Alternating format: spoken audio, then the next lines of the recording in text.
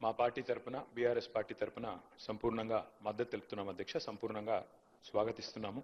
తప్పకుండా బలహీన వర్గాలకు మరి మనకు రాజకీయ ప్రాతినిధ్యం పెరగాలి అనే ఆలోచన ఏదైతే ప్రభుత్వం చేస్తుందో దాన్ని స్వాగతిస్తున్నాం. అయితే మంత్రి గారు మాట్లాడుతూ రాజకీయ సామాజిక ఆర్థిక అన్నారు అధ్యక్ష. నాకు తెలిసినంత వరకు ఈ బిల్లులో కేవలం రాజకీయ అవకాశాలకు సంబంధించే ఉంది తప్ప ఇందులో మరి సబ్ ప్లాన్ పెట్టి కనీసం డబ్బులు ఇచ్చినట్టయితే లేదా మీరు బీసీ డిక్లరేషన్లో చెప్పినట్టు మిగతా ఆర్థిక పరమైన అంశాలు ఏమైనా ఉన్నాయని చూశారు అధ్యక్ష. బిల్లు అయితే ఏం లేవు. మరి సామాజిక ఆర్థిక అన్నారు అధ్యక్ష. అది కూడా బీసీ సబ్ ప్లాన్ కూడా తొందరలోనే ప్రత్యేకంగా అవసరమైతే ఒకరోజు సమావేశం పెట్టి బీసీ సబ్ ప్లాన్ కూడా పెట్టాలి అని చెప్పి కూడా రాష్ట్ర ప్రభుత్వాన్ని తమరి ద్వారా నేను కోరుతా ఉన్నా అధ్యక్ష. అయితే అధ్యక్ష ఈ సందర్భంగా మా పెద్దలు మా గౌరవ మాజీ మంత్రివర్యులు బలహీన వర్గాల సంక్షేమ శాఖకు మంత్రిగా పనిచేసిన గంగుల కమలాకర్ గారు చాలా విషయాలు చెప్పారు. న్యాయపరమైన శాస్త్రీయంగా చేయండి, న్యాయపరమైన చిక్కులు లేకుండా చేయండి అని వారు చాలా విషయాలు చెప్పారు అధ్యక్ష.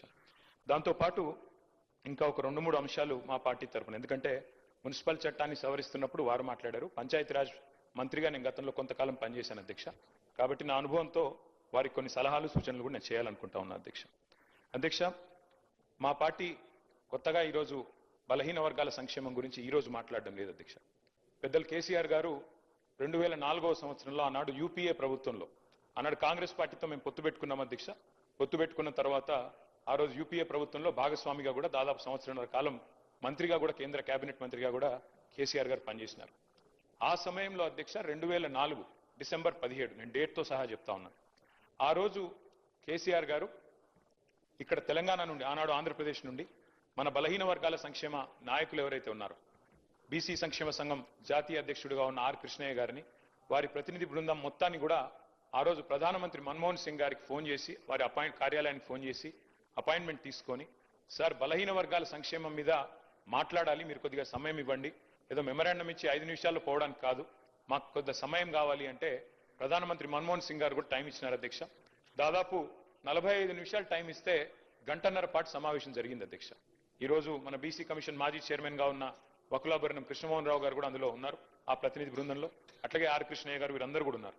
ఆ రోజు కేంద్ర మంత్రిగా కేసీఆర్ గారు డిమాండ్ చేసింది అధ్యక్ష ఆనాటి ప్రధానమంత్రి గారిని, సార్ ప్రతి రాష్ట్రంలో బలహీన వర్గాల సంక్షేమ శాఖ ఉంది, బీసీ వెల్ఫేర్ మినిస్ట్రీ ఉంది, దానికి బడ్జెట్ కేటాయింపులు ఉన్నాయి.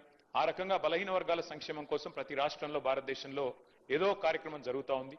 కానీ కేంద్రంలో ఓబీసీ వెల్ఫేర్ మినిస్ట్రీ లేదు, ఓబీసీ వెల్ఫేర్ మంత్రిత్వ శాఖ లేదు. పెడితే చాలా బాగుంటుంది. అప్పుడు ఏమవుతుందంటే అనుసంధానం చేసుకుని ఓబీసీ అక్కడ కేంద్రంలో ఉన్న మంత్రిత్వ శాఖ, రాష్ట్రంలో ఉండే మంత్రిత్వ శాఖలు కలిసి పనిచేస్తే మరింత మేలు చేయవచ్చు, ఓబీసీ మంత్రిత్వ శాఖ పెట్టండి అని మొట్టమొదటిసారిగా భారతదేశంలో మరి ఒక కేంద్ర మంత్రిగా ప్రధానమంత్రి గారి దృష్టికి తీసుకుపోయిన నాయకుడు మా నాయకుడు కేసీఆర్ గారు అనే మాట నేను మీకు గుర్తు చేస్తా ఉన్నాను అధ్యక్ష.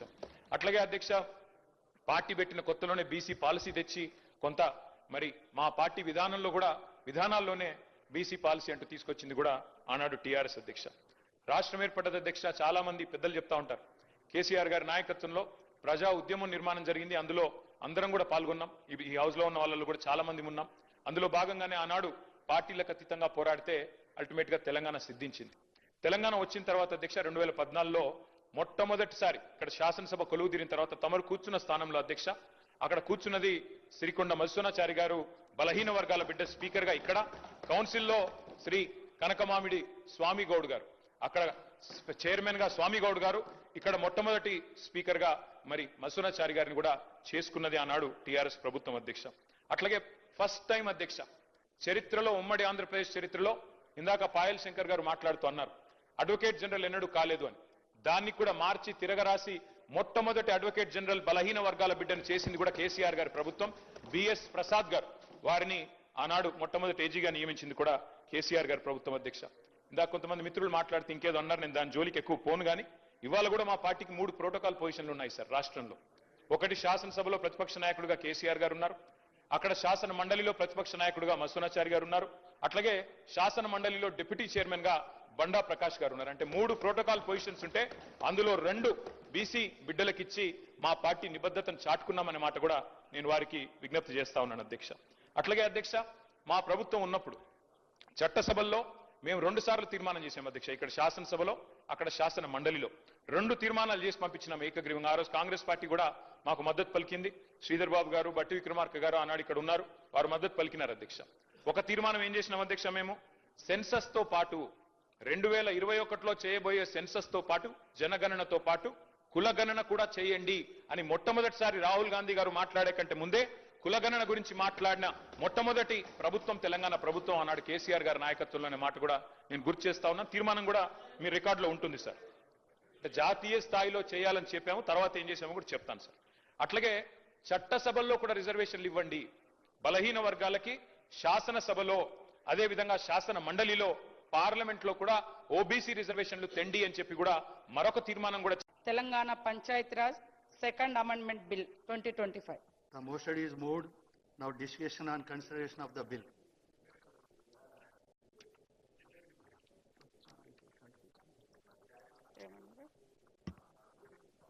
పంచాయతీరాజ్ స్థానిక సంస్థల్లో 42% రిజర్వేషన్ కల్పిస్తూ చట్ట సవరణ బిల్లును ప్రతిపాదిస్తున్నాం సార్.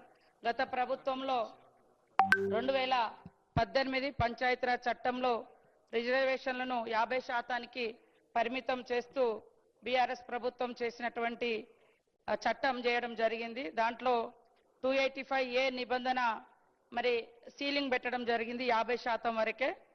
దాన్ని మరి ఆ చట్ట సవరణను, ఆ సీలింగ్ను ఎత్తివేస్తూ ఈరోజు యొక్క బీసీలకు మా ప్రభుత్వం ఏదైతే కట్టుబడి ఉందో 42% రిజర్వేషన్ స్థానిక సంస్థలలో ఉద్యోగ ఉపాధి అవకాశాలలో కల్పించాలని దాన్ని ఈరోజు మరి ఈ చట్ట సవరణ ద్వారా తీసుకురావడం జరుగుతా ఉంది సార్. ఇప్పటిదాకా కూడా చాలా డిస్కషన్ చేయడం జరిగింది. తెలంగాణలో బీసీలు అధికంగా ఉన్న రీత్యా జనాభా ప్రాతిపదికన రిజర్వేషన్లు కల్పిస్తామని ఆ రోజు మా నాయకుడు రాహుల్ గాంధీ గారు ఇత్నా ఆబాది ఉత్నా ఇస్సేదారి అనేటువంటి ఒక స్ఫూర్తితోటి, ఒక సామాజిక న్యాయ మూల సిద్ధాంతానికి కట్టుబడేటువంటి మా ప్రభుత్వం మరి ఈరోజు ఇంటింటి సర్వే ద్వారా, ఆ తర్వాత డెడికేటెడ్ కమిషన్ ఏర్పాటు చేయడం ద్వారా మరి ఈరోజు ఈ బిల్లును సమగ్రంగా, శాస్త్రీయంగా అన్ని వర్గాలతోటి చర్చ చేసుకొని అసెంబ్లీలోకి తీసుకురావడం జరిగింది సార్. గతంలో కూడా 2 బిల్లులు తీసుకురావడం జరిగింది, ఆర్డినెన్స్ కూడా తీసుకురావడం జరిగింది. ఇవన్నీ కూడా చాలా రోజులుగా మరి రాష్ట్రపతి దగ్గర పెండింగ్ లో ఉండడం జరిగింది. కాబట్టి ఈరోజు మళ్ళీ అందరి సమక్షంలో ఈ సమావేశంలో ఈ యొక్క సవరణ బిల్లును తీసుకొస్తున్నాం. కాబట్టి మరి అన్ని పక్షాలు బీసీల ప్రయోజనాలను, ఆర్థిక, సామాజిక, రాజకీయ ప్రయోజనాలను దృష్టిలో పెట్టుకొని ఈ చట్ట సవరణ బిల్లును ఆమోదించాల్సిందిగా కోరుతా ఉన్నాం. కేటీఆర్ గారు. అధ్యక్ష, ముందుగా గౌరవ మంత్రి గారు ప్రవేశపెట్టిన ఈ చట్ట సవరణ బిల్లుకు